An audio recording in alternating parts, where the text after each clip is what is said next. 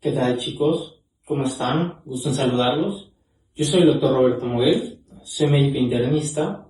Actualmente estoy haciendo el R2 de cardiología en el Hospital Regional de Alta Especialidad de la península de Yucatán. Sí, me pidieron preparar esta clase, la cual se titula Taquiarritmias.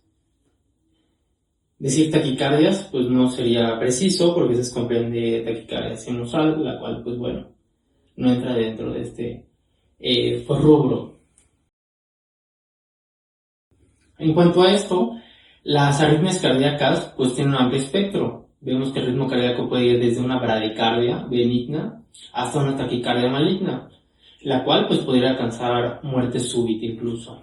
Tratamiento siempre es orientado a mejorar la sintomatología, prevenir complicaciones como la principal insuficiencia cardíaca, embolia sistémica y muerte súbita, así como corregir las causas desencadenantes. Ahorita, pues la alta especialidad de la cardiología, la cual se encarga en específicamente ver las causas reversibles e irreversibles de la misma, pues es la electrofisiología, en la cual en los últimos años ha creado estrategias más eficaces y seguras que incluyen la ablación por catéter y dispositivos implantables. ¿Con qué finalidad? Pues bueno, revertir estas taquiarritmias y evitar su prolongación.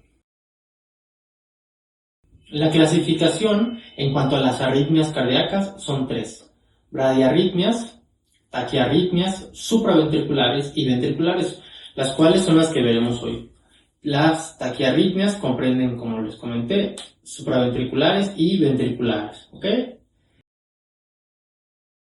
En cuanto a la clasificación y mecanismos, las taquicardias supraventriculares, la más común y por mucho es una fibrilación auricular, ¿ok? Entonces, si ustedes como médicos generales, médicos de urgencias, médicos de primer contacto, médicos internistas, muy probablemente se van a estar enfrentando a esto a su día a día, ¿sí? Paciente que llega con una taquiarritmia muy probablemente sea una FA, ¿ok? El electrocardiograma característico, lo más importante, ausencia de ondas P, ondas F irregulares y finas, un intervalo RR irregular, ¿vale? Dicen que la taquiarritmia más irregular siempre va a ser una FA, un ritmo totalmente desorganizado, ¿ok? Si en algún momento tienen duda de en qué taquiarritmia nos estamos enfrentando, pues consideren que la FA es mayor del 50% de su prevalencia, ¿vale? Así como si un electrocardiograma está totalmente desorganizado, pues probablemente sea una FA. La clínica, ¿cómo va a llegar el paciente? Siempre refieren palpitaciones, disnea, fatiga o pues datos de un embolismo. Esto un poco menos común, pero los tres primeros en alta prevalencia. La clasificación en cuanto a temporalidad, eso es muy importante porque es pregunta de examen nacional, muy probablemente pregunta de examen también de ustedes. Paroxística menos de 7 días, persistente más de 7 días, permanente cuando ya está totalmente establecida, ¿ok? Este es un electrocardiograma en el cual observamos una fibrilación auricular, ¿sí? De respuesta ventricular rápida, ¿ok? Otro tipo de taquicardia supraventricular pues es el aleteo auricular, ¿ok? En donde vamos a encontrar ondas F en dientes de sierra, típicamente negativas en cara inferior, ¿no? De 2, de 3 y ABF. Su frecuencia auricular, esta es mucho más rápida, ¿ok? Va hasta unos 300 latidos por minuto. La conducción AB puede ser 2 a 1, 3 a 1, etc. ¿Qué quiere decir? Estos son los complejos QRS que se van a original del mismo, ¿sí? Y la clínica, como siempre se comentaba, pues bueno, paciente que llega con palpitaciones, diaforesis, sensación de ahogo, es lo más común. Aquí les muestro un electrocardiograma de un aleteo auricular, 1 a 1, vemos que hay ausencia de ondas P, vemos que se presenta complejo QRS no totalmente formado, otro complejo QRS, ya que es 1 a 1, ¿sí? Y básicamente se repite, ¿ok? La frecuencia cardíaca, acuérdense que son pacientes rápidos, ¿sí? Aquí vemos que más o menos, a simple vista, pues estará como en entre 250 y 300 latidos por minuto, ¿ok? Luego, otro tipo de taquicardia supraventricular, este es un subtipo de los cuales de los subtipos, este es el más común, en el 60%.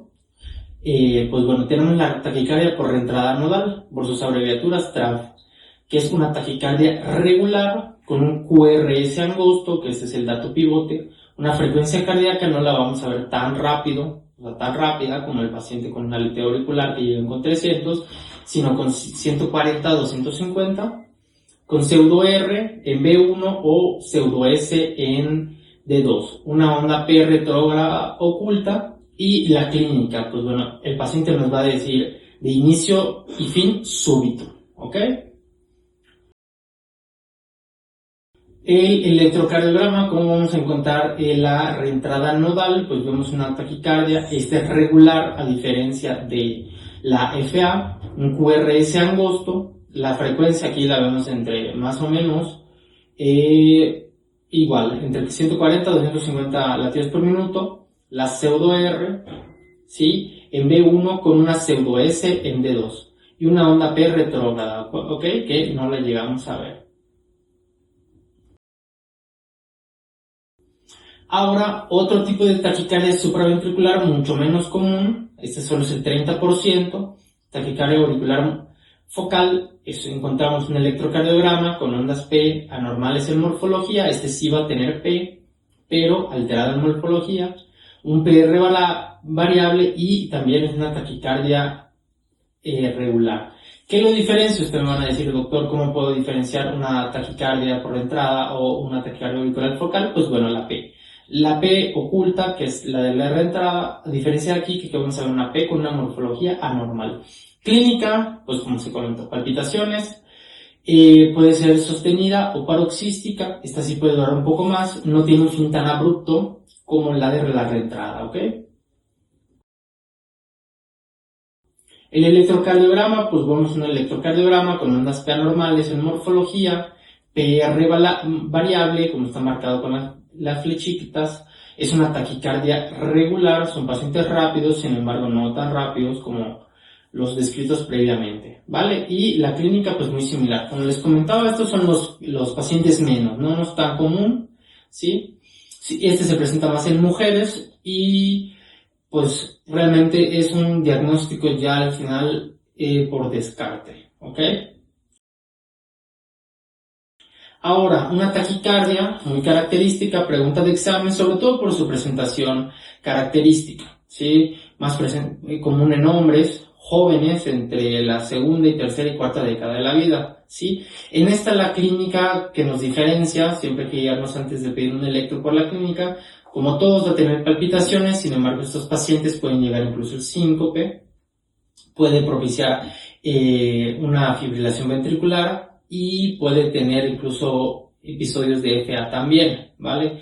El cual es el síndrome de Wolff-Parkinson-White. Es un electrocardiograma en ritmo sinusal, pero el cual vamos a ver un PR corto, ¿sí? Menos de 120 milisegundos por definición, con un QRS ancho, onda delta inicial, ¿ok? Quédense con estas dos cosas muy importantes.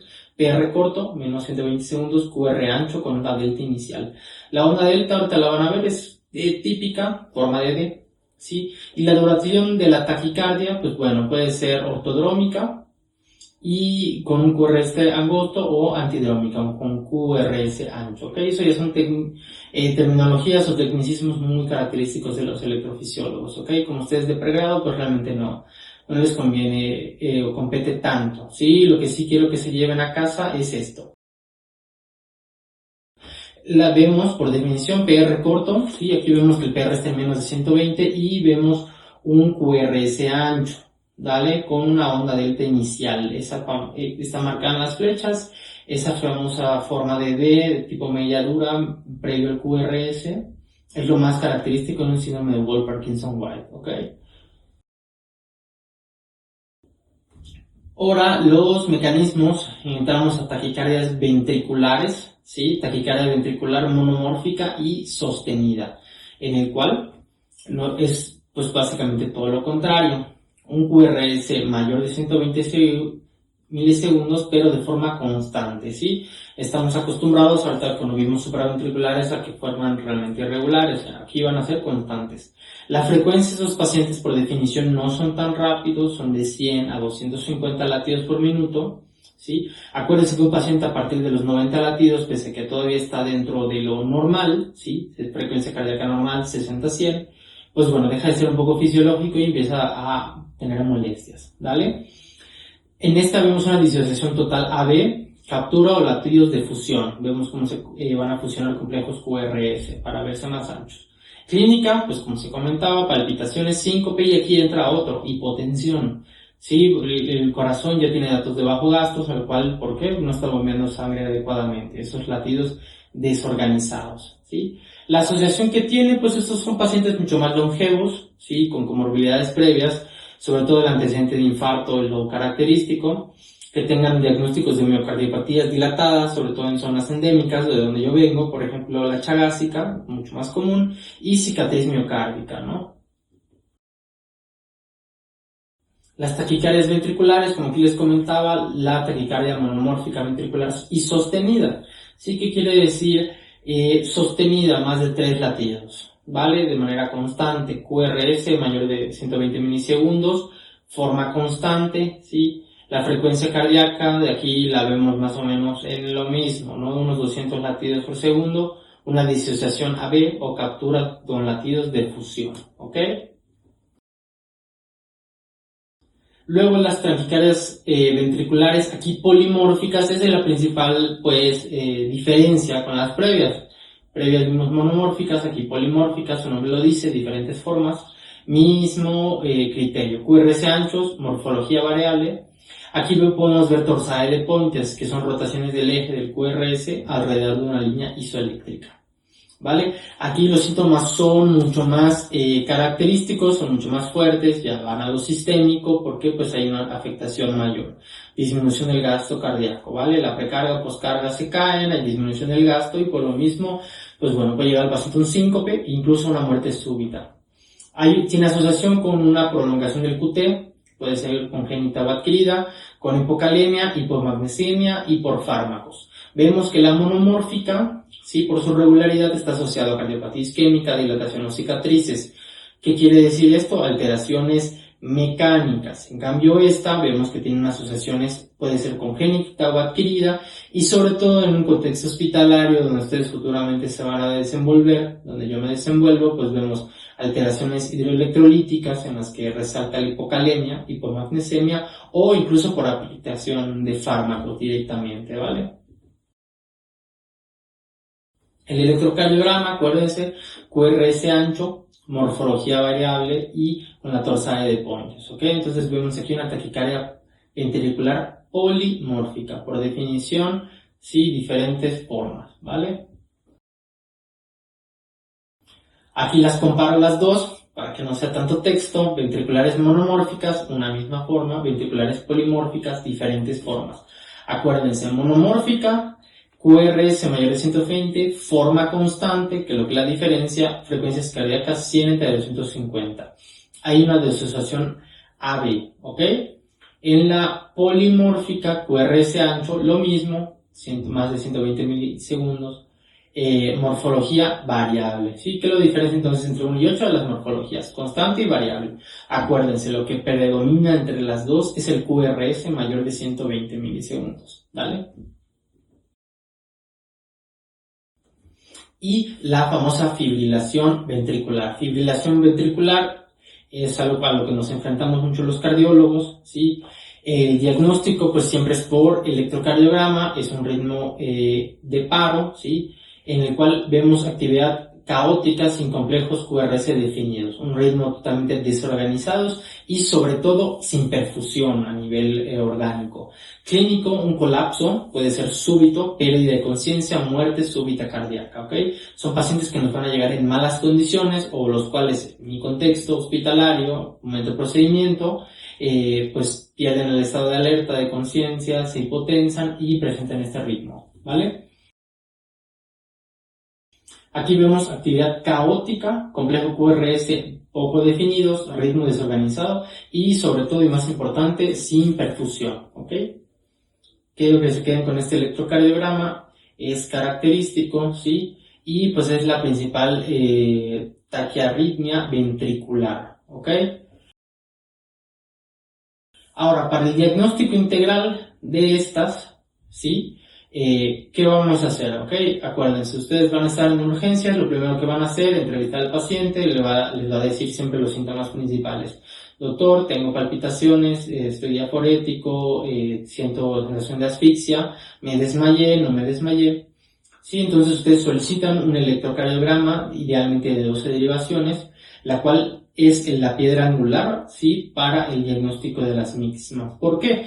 Pues bueno, este nos detecta la frecuencia, ¿sí? Como les comenté, el ritmo cardíaco o al cuánto de frecuencia va el paciente nos puede orientar también qué tipo de taquiarritmia tiene, ¿vale? No es lo mismo un paciente con 100 a 150, con 150 a 250, mayor de 250, ¿vale?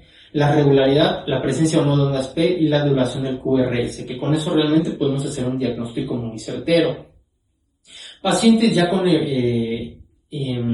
pues estabilidad hemodinámica, incluso o taquiarritmias paroxísticas, ¿sí? Por eso muy importante definir en cuanto al tiempo, pues puede solicitar monitorización continua con un Holter de 24, 48, incluso 72 horas, ¿vale? Permite correlación la sintomatología intermitente con el ritmo. Son pacientes que dicen, doctor, tengo palpitaciones de manera irregular, una vez por semana. Pues bueno, a estos pacientes les puedes intentar colgar un Holter.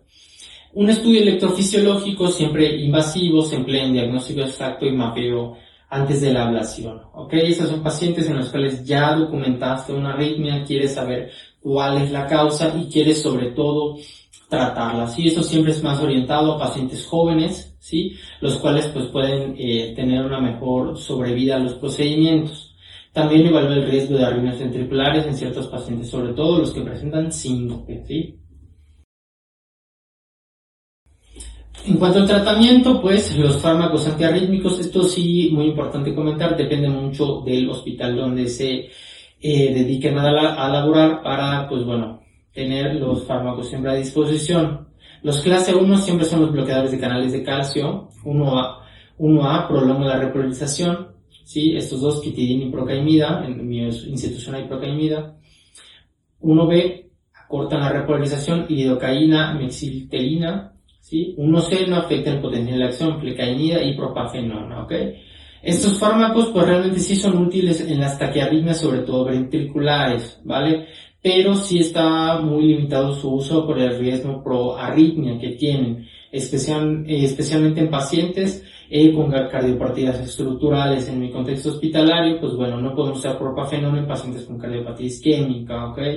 La flecainida sí es útil en FA paroxística sin cardiopatía, ¿vale? Lo cual, pues bueno, principalmente pacientes que presentan FA mayores de 45 años, a lo mejor ya tienen alguna alteración estructural, en las cuales pues no se los puedes iniciar antes de realizarles un eco, por lo cual pues su tratamiento abrupto o de manera rápida en urgencias pues está un poco limitado, ¿vale?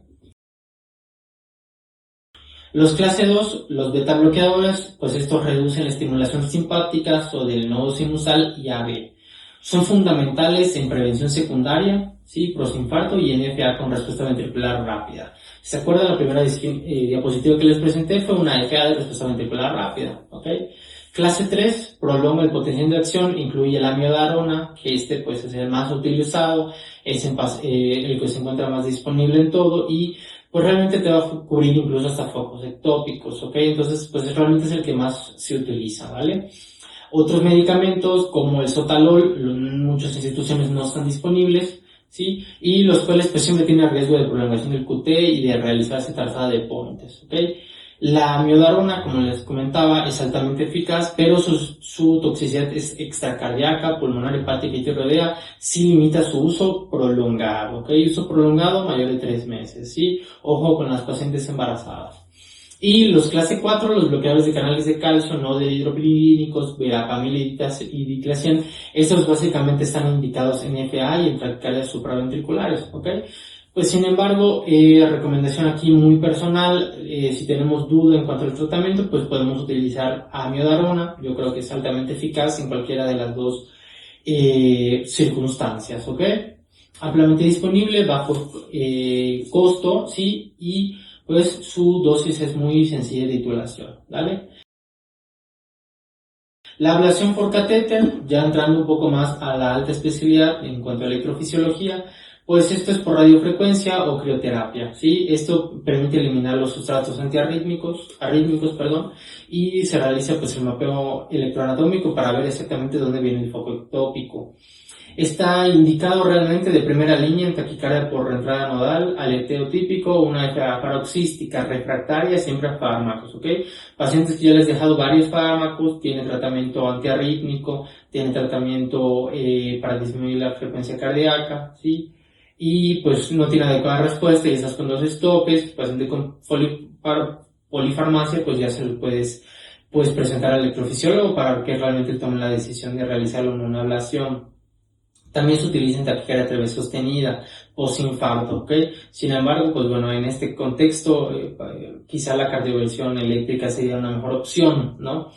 Pacientes, los riesgos incluyen daño al sistema de conducción, al tratar lo mismo, al hacer punciones, pues bueno, puedes dañar el mismo sistema, estenosis de las venas pulmonares, taponado cardíaco y recurrencia arrítmica. Siempre estas arritmias tienden a regresar después de los 10 años, ¿ok? Sobre todo la FA. Entonces considerar también la edad del paciente, ¿no? Taponado cardíaco muy común por la punción, entonces siempre es ideal realizar un ecocardiograma de control al paciente, ¿sí? Para ver, pues, cuánta cantidad de líquido hay ahí. Las tasas de éxito siempre superan el 95% de los casos, ¿ok? ¿Qué quiere decir? Paciente que somete a ablación realmente se cura. Ahora, muy diferente el tiempo que va a estar curado, ¿sí? En algunas terapias, por ejemplo, supraventriculares, son menores en la FA persistente o taquicardia ventricular estructural, ¿ok? Marcapasos y desfibriladores, pacientes a los cuales hay que colocarles dispositivos, pues en estos los marcapasos permanentes siempre se implantan, sobre todo en el contexto de bradiarritmias, ¿sí? Disfunción del nodo sinusal, bloqueos AB de segundo grado, tercer grado.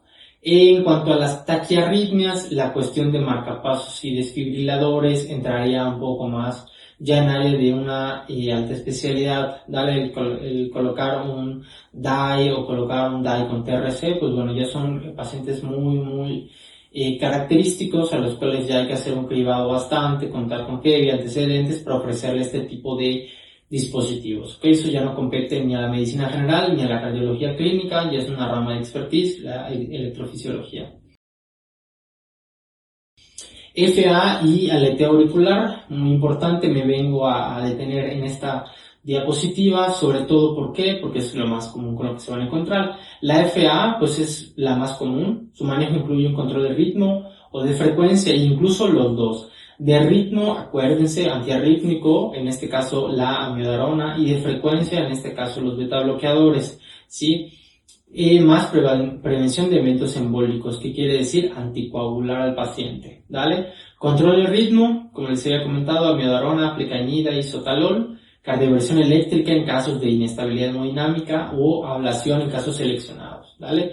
Control de frecuencia, siempre beta bloqueadores, cuando el paciente no lo vas a lograr cardiovertir, ves que ya tiene frecuencias rápidas, ves que tiene dilatación auricular, le realizas un rastreo ecocardiográfico, y ves que tiene dilatación por todos lados, cardiopatía estructural, pues bueno, beta bloquearlo de una vez, sabes que no va a cardiovertirse o a regresar a sinusal. La dioxina, sobre todo, es excelente en una caída de respuesta ventricular rápida, ¿sí? Con una insuficiencia cardíaca también concomitante, ¿no? FEBIs menores de 50%, con FA le va súper bien con la dioxina. Y la anticoagulación, siempre aquí hay que aplicar la escala de Charles-Bach, es la que yo siempre utilizo, las que utilizamos en mi hospital, ¿sí? Para pues dejar al paciente anticoagulado, ¿sí? Sobre todo por los riesgos embólicos. ¿Qué anticoagulantes recomendamos? ¿Sí? Sobre todo los DOACs, ¿vale? Por su fácil aplicación, son vía oral generalmente, puede ser cada 2 o cada 24 horas según el tipo de paciente, y realmente sus riesgos de sangrados son mínimos, ¿ok? Arritmias ventriculares y muerte súbita. Pues aquí vemos que la TB monomórfica sostenida en pacientes con infarto previo se trata siempre con antiarrítmicos, ¿ok? Y la ablación sí es refractaria. La torsalidad de Pointes asociada a un QT prolongado se trata con sulfato de magnesio o colificación de los electrolitos, así como un marcapasos temporal. La fibrilación ventricular aquí siempre requiere desfibrilación inmediata, ¿sí? Y todos estos pacientes pues hay que estratificar su riesgo. Realizarles un ecocardiograma que incluya la FEBI, una prueba de esfuerzo para ver si el sustrato rítmico se vuelve a presentar y estudios electrofisiológicos, resonancia magnética, eso ya después. Conclusiones y recomendaciones con lo que me gustaría que se lleven a su casa, ¿sí?